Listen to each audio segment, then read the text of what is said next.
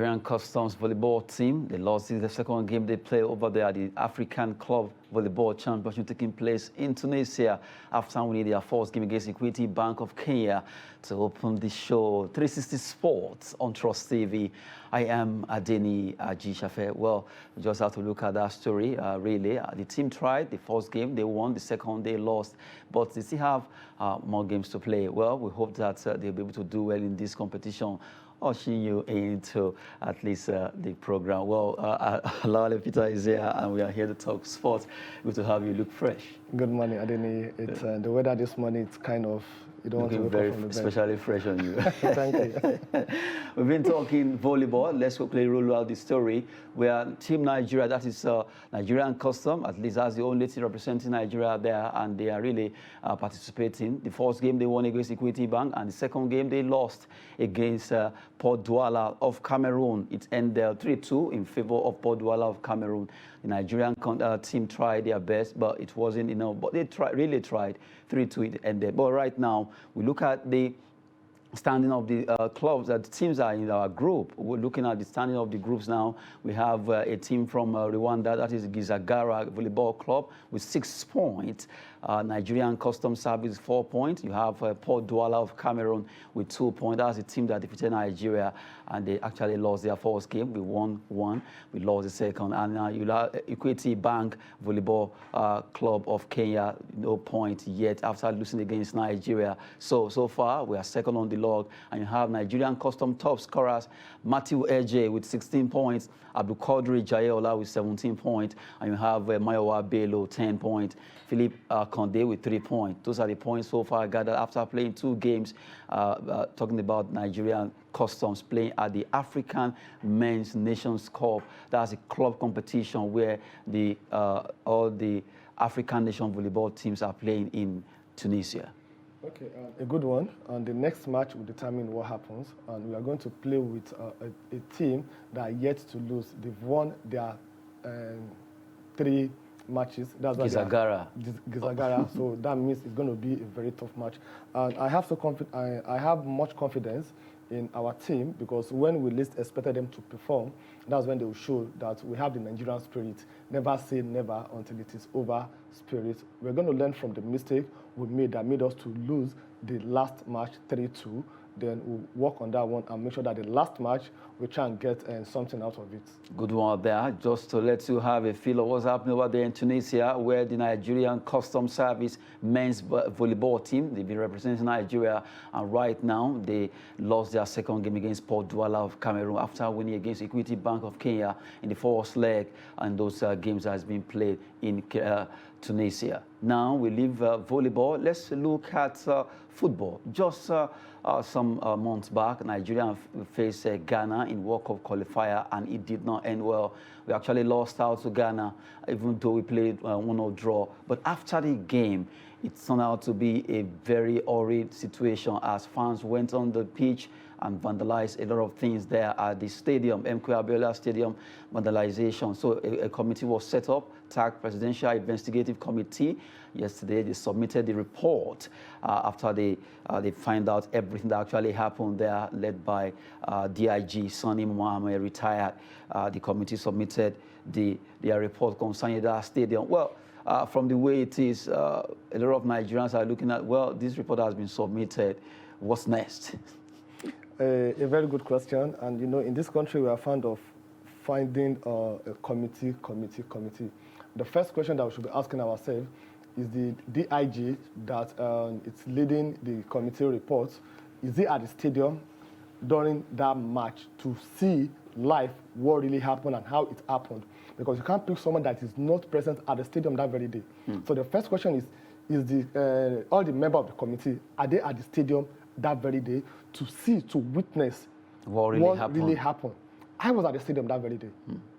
When it got to the stage as we were looking for water to buy, it was the security personnel that were helping the vendors to be selling water. So they left their duty post and they are doing something else. So that is number one problem. Number two, the policemen that are supposed to be protecting people, they are nowhere to be found. At least about 10 minutes into the match, they went somewhere, they too they are watching the match. So the security situation on that very day, it is an issue. And for someone that is not at the stadium, you will not really understand what happened and how it happened. I read part of their report that they want to ban the issue of bringing bottled water to the stadium, canned drinks to the stadium. So when you are at the stadium and you're going to be there for about 6, 4, 3 hours and you are thirsty, what do you need to drink? Maybe they want them to be taking sachet water. Sachet water. So is it that they can't use sachet water also to? So that's not the issue we need to address. It's very simple: the security right from the entrance. And one good thing about their report says that they need to involve the security personnel from the beginning when they want to play such competition. Yes, I agree with them, because from the gate that very day, there is no enough security. You're expecting about 80,000 fans to come and watch a ball, and you have less than 4,000 security personnel, and we know who we are in this country. So that means we've already failed to plan from day one. So that's what we need to look into. So if you don't look into that one, there will be a reoccurrence. Nobody is supporting what happened that very day. Then number 2, the boys also, the players also. They need to really let them understand that when you what they did caused this. Yes, because you have to look at the root. What will it cause this one? No, it's if you have won that game, if you have qualified that game, I don't see. Nobody is supporting the fact that the stadium was vandalized. But at least you look at what are the root cause, what are the causes of the vandalization? What caused it? It was because Nigerians were not happy that Eagles. Despite all the support, you even confirmed that everything you needed was given. So what is the problem, or what was it? You were just too nonchalant, or you didn't take it serious, or you underrated the Ghanaians. So one way or the other, Eagles are also part of the blame. In fact, they're supposed to find them also. That's the truth. That's the truth. You see, that pride that I'm playing for my country, it's not really there. They are doing as if they are doing us a favor. So that also they need to look into it, that when next we are playing, we have to look at people that are committed and dedicated. It is not a must that you win all the matches, not at all. Look at the game between Senegal and Egypt. The Egyptians, they lost the match, but they lost to the best team. They tried their best. If they had tried their best and they lost that match, so if you ask me, the first reason why that issue happened was because the Super Eagles did not live up to expectation.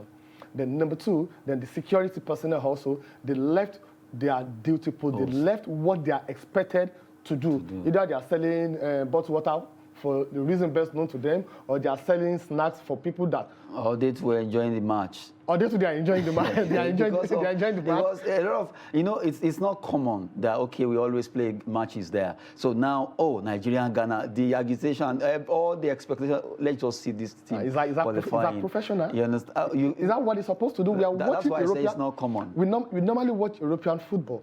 Even the securities, they normally back the stadium. The stadium. The attention is to face the spectators, the fans, the supporters, to watch out what really wants to happen. And also, if you watch that match, when it was like 80th minute, like 10 minutes to the end of the match, I'd expected the reinforcement of security into the stadium, because it's like, man, we are going to lose. And what will happen? So let people see that you are building up security in the stadium, then you calm down. Nothing happened. Nothing happened. You can't even find any single security personnel. Was it because of the fear? Was it because of the fear that they could be overpowered, or what? No, we still respect law enforcement agencies in this country. And to be candid, really, each time you think back and look at that particular game, really, candidly, Eagles really let us down.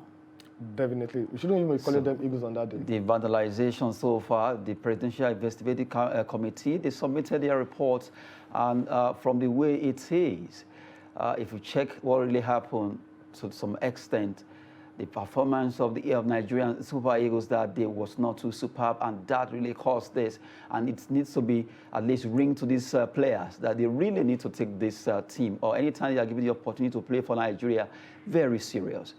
There is no way you can claim that you are bigger than the whole Nigeria, no matter who they are. If Lionel Messi and Ronaldo, Cristiano, still don the color of Portugal and Argentina with much seriousness. I don't see why any player in Nigeria, given the opportunity to wear the green, white, green color, would not be happy and be more serious to do it. It's food for thought there. Let's move away from Eagle's story, and we just have to look at other ones trending. Well, during the World Cup also, the qualifiers, Algeria versus Cameroon, they played their own game, and that particular incident too is not really going well with Algeria. Right now, they went to FIFA, but FIFA rejects Algeria's appeal for replay against Cameroon. In fact, there was a time they accused Cameroon of bribing the ref, doing a lot of antics that came on from that particular game. Ours is actually different. Our own situation, we don't have any right or any reason to appeal or to say otherwise. Even go there because we caused it ourselves. On their own case, I don't know, maybe they have. But Samuel Eto'o actually came out that okay, if you have facts, bring it out to show that they bribed the referee or the officials, and he will really sue them if they don't bring up facts. Although a lot of issues here concerning, and really, but if you check North African countries, with all sincerity, they have antics when it comes to football. Yeah, they have antics, but is there any evidence concerning that? Not yet. Not yet. So as far as I'm concerned, it's still a rumor. So if they have the antics and they know how to play their game very well, then we too also, we should double our game to make sure that we are able to match their antics. That is the truth. Certain, probably what they are saying is true, but they don't have the evidence, and the evidence may not come out until after the World Cup. Then the deed would have been done. So, and I'm sure FIFA, they won't want to rule against them or in favor of them if they don't have substantial evidence to really prove and show that your claim is truly, truly true. Nothing like yesterday when it goes to the court of law. So you have to bring the fact out that truly you bribed the referee, and this is the amount of money, marked money or whatever. If the evidence is not there, nobody will listen to hearsay or rumor. So let them just take it. We are in the same boat also. After all, we are not. They should just relax. They just relax. Next 4 years is just around the corner. So it's not a do or die affair. After all, look at Egypt. So close. Egypt, in fact, twice. Senegal became a thorn in the flesh of Egyptians. And you look at Nations Cup, they lost it. World Cup qualifier, they also crashed out. So it was very painful. Yet they did not sue or go to FIFA arbitration court or whatever you want to call it. They don't have any choice to do that because they are beaten flawless. It's not about... There was an incident where they actually made complaint concerning fans of Senegal using laser on them and all the players and all that. But let's just accept that this is past and let's move on from the way it is Cameroon, Ghana. Let them go there. Let's see what they can offer. What we should be talking about now, looking at is... how to support the African countries that will go there and fly the color of Africa and make us very proud. Let's try and see how we're going to break that jinx off. Quarterfinal, and let's try and get to semi-final, if possible, final. Let's try and do that. That's what we need right now. All of us need to come together as united Africa. The issue of you didn't qualify, let's just not be there. Let's just forget about that one and support them. It's been a long journey for African countries. Since 1930, that World Cup actually started in Uruguay, where they won it, hosted it.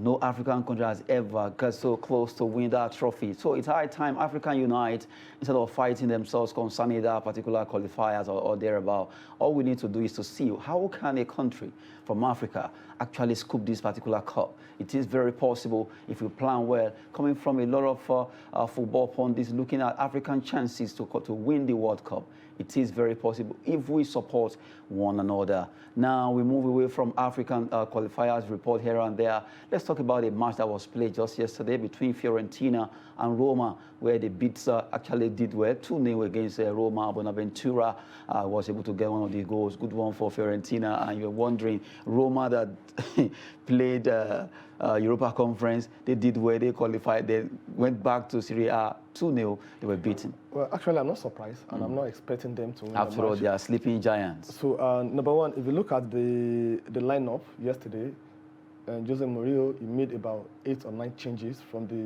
the conference team. So that means he has to rest most of them because they played with their strength on that day to defend the game, to make sure that do it. Then number two, Mourinho, as we know, is a tactician.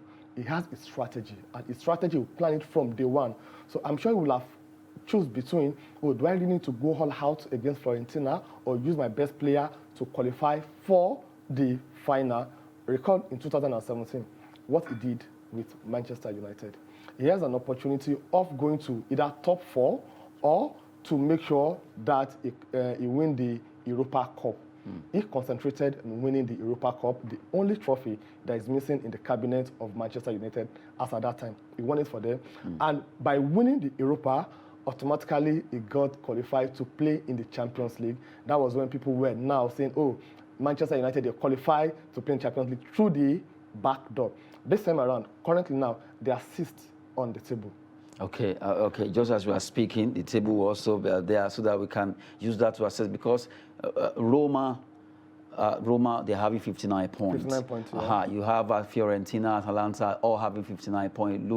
Looking at the fact that they stand just the same, Fiorentina, Atalanta, Roma, 59 points apiece, the 3, and you're wondering what's going to happen with matches, just few matches to go. Okay, they have two matches. They have 2 matches to play now. If you look at the table right now, both Milan, Inter, Napoli, and Juventus, they've all qualified for the Champions League, because the difference between Lazio and Juventus is 7 points. They have 2 matches to play. 6 points. Even if Juventus, they go the old ladies' way, they didn't win their next 2 matches, it's still going to be a point ahead of Lazio.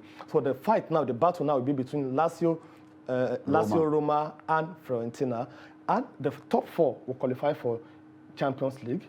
The 5th position will play in the Europe, while the 6th position will play in the conference. And if Roma, Jose Mourinho, they are able to win the conference, that means automatically they will play in the Europa League. So I'm sure you will have done this statistic very well. And the 2 matches they are playing with Venezia, and that will be their last match. And if Venezia didn't win their next match, that means automatically they are out. So that means they have nothing to play again. Then their match before the Fiorentina, they are going to play with Torino. So Torino currently, they are 10th on the table.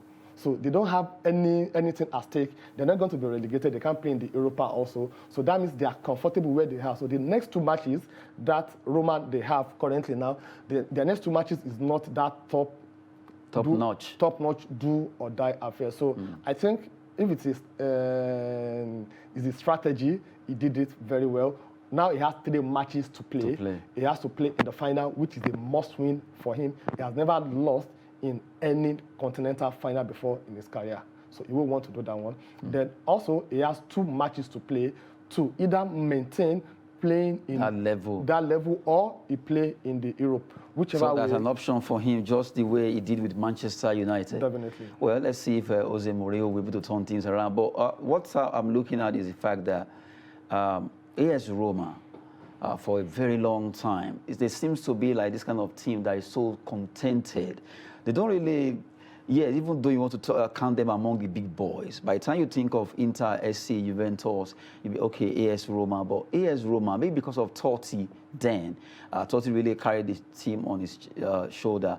But they really seems to be so contented with always 4th position, 5th position. It's always happening almost every season. Okay, I don't think that's the situation right now, because if that's the situation, they won't go for a coach like Mourinho, and they won't spend the amount of money. That's why Mourinho is one helping them to break that particular jinx. Break that jinx. And one good thing about him, like him or you hate him, it's someone that when he gets to a club, is going to make history. All the club that he has coached, there must be something different. As in something that you've not won before, he will do it for you. For Tottenham, when they asked him after, I think a match before the press conference, before the semi-final match, that what will happen after the match, he said he hoped he will not be sacked before he wins. So what is he trying to say? He's trying to get back to the Tottenham, because when they asked him that, how many trophies have you won? He said 25 and a half. And everybody was like, 25 and a half. How come? It was almost. Because he was almost winning a trophy for Tottenham before he was sacked. So I think he knows how to plan his game and strategy very. He may not play the entertaining football that we want, but what he look out for, it's a result. I think Tottenham Hotspur really, they have themselves to blame for that particular decision. It was a very wrong move for the hierarchy of that club. That time, who knows? If Mourinho would have gotten that cup, we copy from them also by sacking our own coach a month before the Nations Cup, thinking that we'll do something better. What did we do? We suffered it. It's always like that when you don't take right decisions. Trying to look at the antecedent of Jose Mourinho, AS Roma, taking him to be their coach, and he has been able to at least get them to where there is chance for them to win trophy. For so many years, they've been there. Now, a particular story broke out concerning two players. A bit interwoven now. Karim Adeyemi plays for Red Bull Salzburg of Austria. But right now, news came out that he has actually agreed deal with Borussia Dortmund. Borussia Dortmund, they owns Erling Haaland, a player. Erling Haaland also has passed his medical with Manchester City. Yet to be announced though, but news are already flying. So it's interwoven. This one coming from Austria to Borussia Dortmund, and this one is going out from Borussia Dortmund to Manchester City, where this guy is sky blue. Okay, I think Borussia Dortmund, they normally listen to you one way or the other. They take football as business. Yes. So if you look at Borussia Dortmund and you look at the number of players or stars that they've sold out from that club, you'll be amazed. Robert Lewandowski came from there. And Sancho's from there. Christian Pulisic from there. A lot of stars. A lot of stars I can count and count. Even Aubameyang. Aubameyang from there also. Jurgen Klopp, their coach, also is from there. So they have that in mind. Okay, so Erling Haaland also a very good player, leaving Dortmund to Manchester City. He has been with them for 2.5 years. He has played 88 times and scored 85 goals. That is a fantastic record. So fantastic. And going to Manchester City is a very good one because right now they need that striker. Then for Karim Adeyemi also, they also have a very good poacher who knows how to get the best. Karim Adeyemi is doing very, very well. Having played for Germany under 17, 19, 21, now currently he plays for he has made his debut for the senior team. He has played 27 times this season and he has scored 19 goals.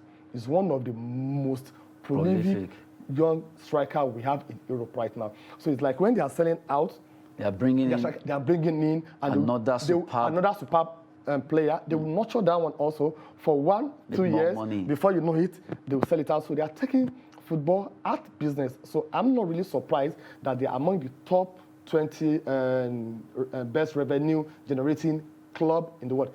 They are 12, even above Atletico Madrid, above Inter Milan. So that shows that they are taking football as business. They know how to do this business, and they are doing it very, very well. So a very good one for them. They are losing one, they are getting one, and in the next 1 or 2 years, this same Karim Adeyemi, you'll be surprised how much other clubs will be offering for him. So good one there. Just looking at the instances concerning Karim Adeyemi from Red Bull Salzburg, he will be joining Borussia Dortmund at the Signal Iduna Park, while Erling Haaland move away from there to join Manchester City. Well, those are the deals that have been agreed on, and let's see what's going to happen. What will these lads be offering their club? After all, they are really doing well for their club right now. We've been looking at so many stories, but we have to go now. It's been a wonderful time with Olawale Peters. Good to have you. I'll start taking your word serious that football is business. Business. Oh my goodness. Thank you so much. Pleasure being here with you. Good one there. Well, as you always say, it's always a good slogan. Every time you look at that face, you just want to say, sport is fitness and business. I am Adeni Ajishafe. Thanks for watching.